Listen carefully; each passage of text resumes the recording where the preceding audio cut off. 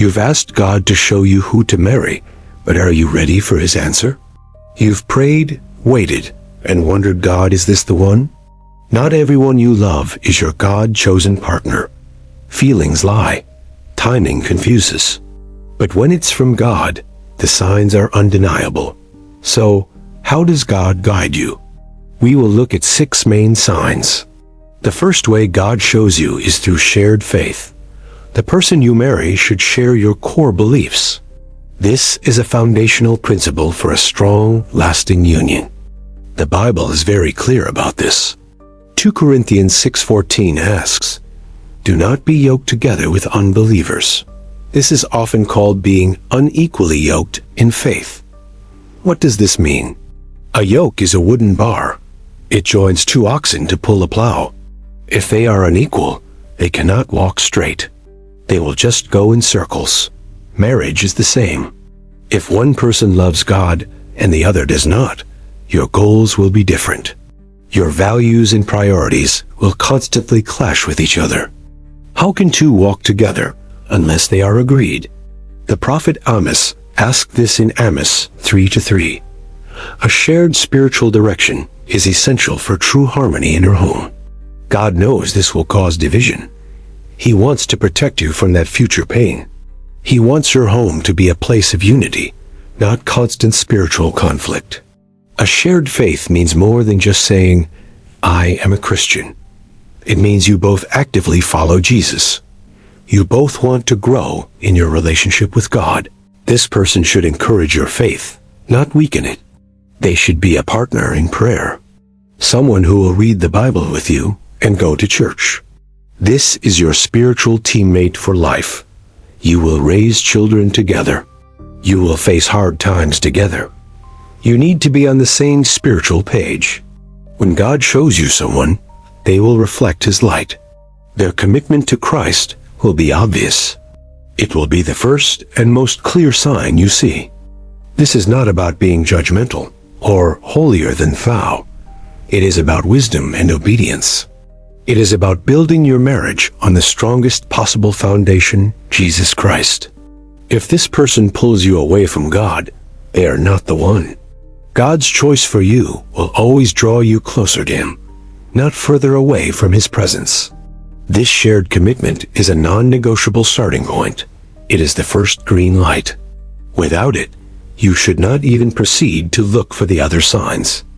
God's plan is for a cord of 3 strands, as seen in Ecclesiastes 4:12. That means you, your spouse, and God woven together. This is not easily broken. So, the first sign is clear agreement. A deep, shared, and active faith in Jesus. This is the solid rock on which you can build a lasting marriage.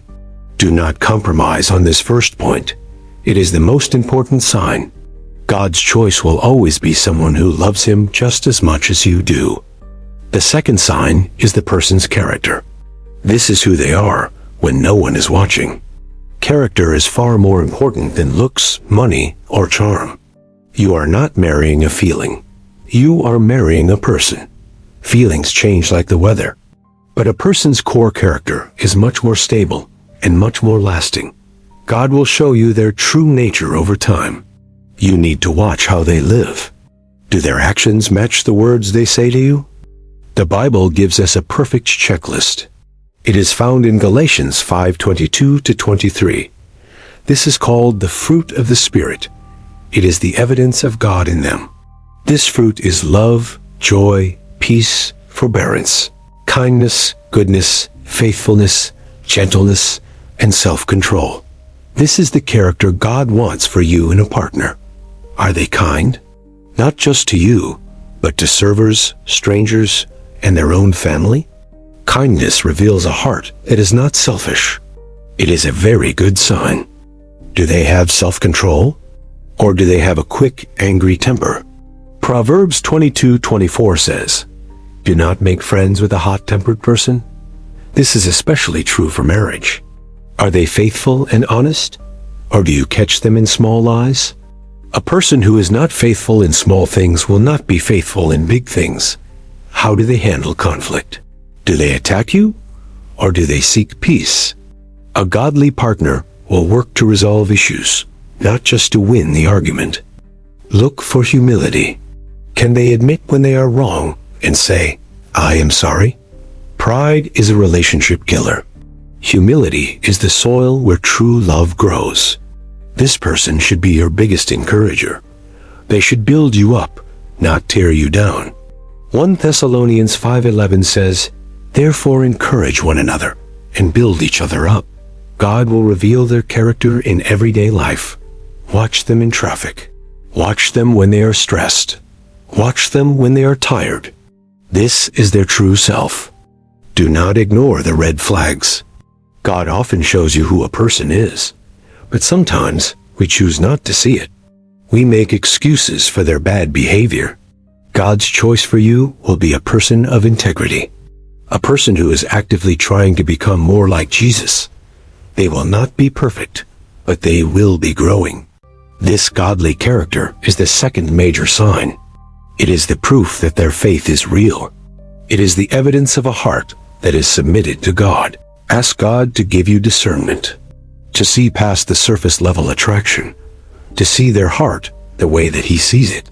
He will show you the truth. The third way God guides you is through wise counsel. God places other mature believers in your life.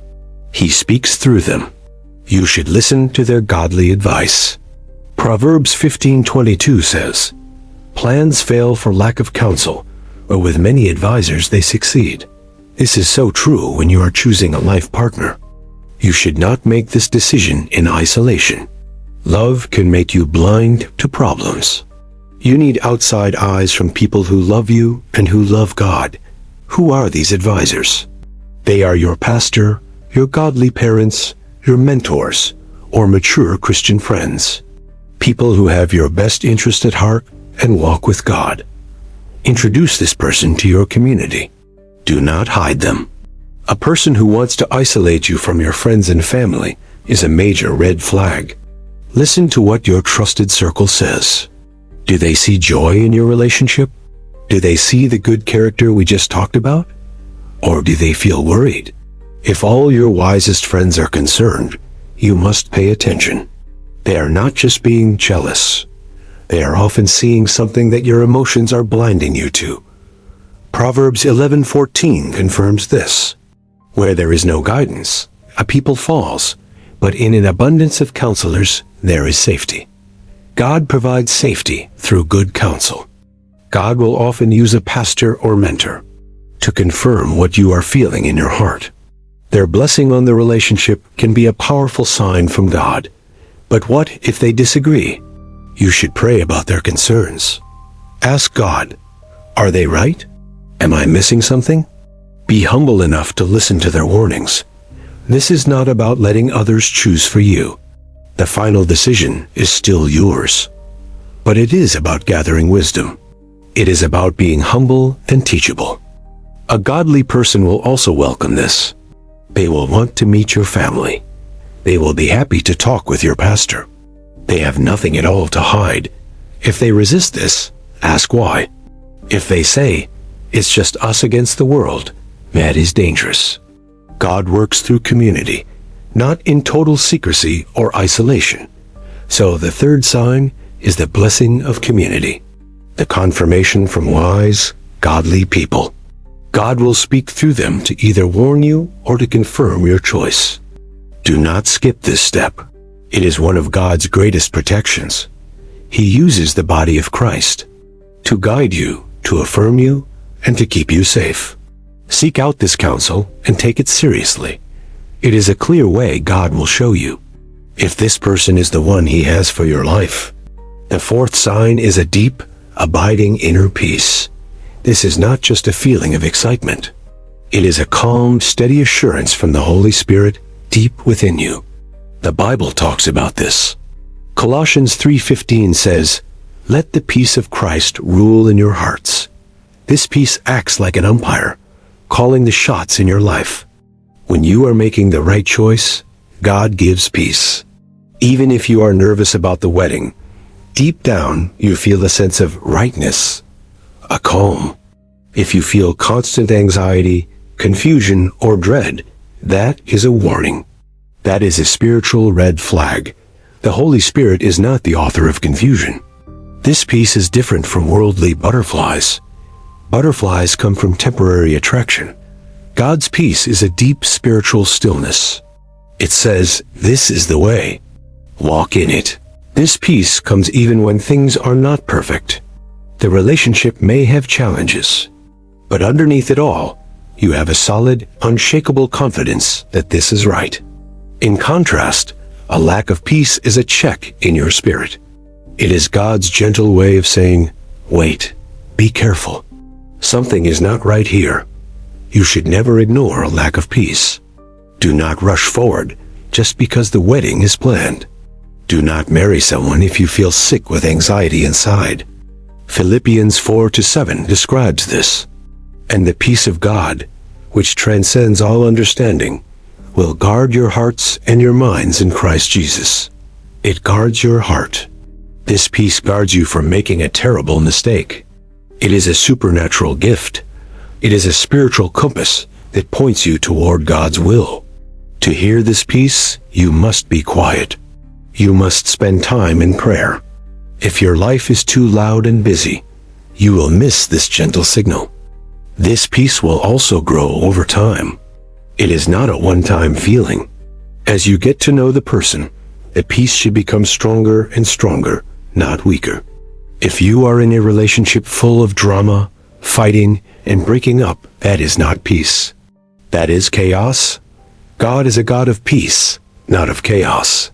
So the fourth sign is divine peace, a supernatural calm from the Holy Spirit. It rules your heart and confirms that you are walking in God's path for you.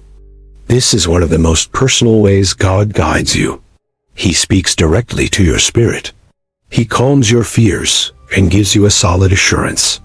Ask God for this peace, and if He does not give it, be brave enough to wait, or be brave enough to walk away from that relationship.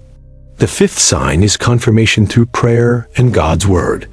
This is your direct line of communication with God. You must ask Him for His guidance and direction. James 1-5 gives a wonderful promise. If any of you lacks wisdom, you should ask God, and it will be given to you.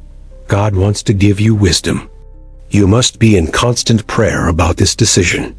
Pray for clarity. Pray for discernment. Pray for God to reveal anything that is hidden from your eyes. As you pray, God will speak. Sometimes He speaks in a still small voice. 1 Kings 19:12. A gentle thought or impression that aligns with His character. God will also guide you through the Bible. As you are reading, a verse may seem to jump out. It will speak directly to your situation and give you wisdom. For example, you might be reading about love. 1 Corinthians 13 describes what love is. Love is patient. Love is kind. It keeps no record of wrongs. Then you ask yourself, is this the love I see in this relationship? God uses His Word to give you a standard, a divine measuring stick. God will never tell you to do something that goes against His Word. The Bible is your ultimate guide. His voice will always align with His written Word. If you feel God is telling you to marry an unbeliever, that is not God, because it contradicts 2 Corinthians 6:14. His Word and His voice are always in agreement. This requires you to be in your Bible. You cannot know His will if you do not know His Word. His Word is a lamp for my feet. Psalm 119-105. God will use Scripture to encourage you. He may give you a promise. He may also use it to warn you, to show you a pattern of sign. This is a very active process. You are not just waiting. You are seeking God. You are reading His Word. You are listening in prayer. God will give you a personal confirmation, a sense in your spirit that He is blessing this, that He is in this. This often comes after much prayer. So the fifth sign is direct communication. God speaking to your heart through your prayer time and confirming His will through the timeless truths of the Holy Bible. This is your most important conversation. Talk to God about this person every single day. He is your Father. He loves to guide his children. Keep a journal of what you hear. Write down the scriptures he gives you. This will build your faith, and it will confirm his guidance over time. The sixth and final sign is divine providence. This means God is arranging circumstances. He is opening doors that no one can shut, or he is closing doors. When God is in something, things tend to flow. This does not mean it is easy, but there is a supernatural alignment. You can see God's hand at work. For example, the timing just works out. You meet at the right moment. Your families get along. You find a place to live. God makes a way. Conversely, God can also close doors. This is his protection. If a relationship is a constant struggle, if every step is blocked, God may be saying, stop. This is about seeing God's hand in your story. He is the author of your life. He is weaving the events together for your good and for his glory. This sign should always be last. You should never rely on circumstances alone. You must check them against the other signs, especially God's word and godly character. But when you have all the other signs, shared faith, good character, wise counsel, inner peace, and prayer, good circumstances are the final, wonderful confirmation. It is God's final yes. It is him rolling out the red carpet, inviting you to walk forward into the good plan he has prepared for your future. In conclusion, God does not want to confuse you. He wants to lead you. He gives you these 6 reliable signs to guide you to the person he has for you. Look for them all together. A shared faith, godly character, the approval of wise counsel, a deep, supernatural peace, confirmation in prayer, and the opening of circumstantial doors. This process requires great patience. Do not rush ahead of God. Wait for his clear confirmation. His timing is always perfect. He knows what he is doing. Trust in him completely. Put your future in his hands. He loves you. He will be faithful to lead you to a marriage that honors him.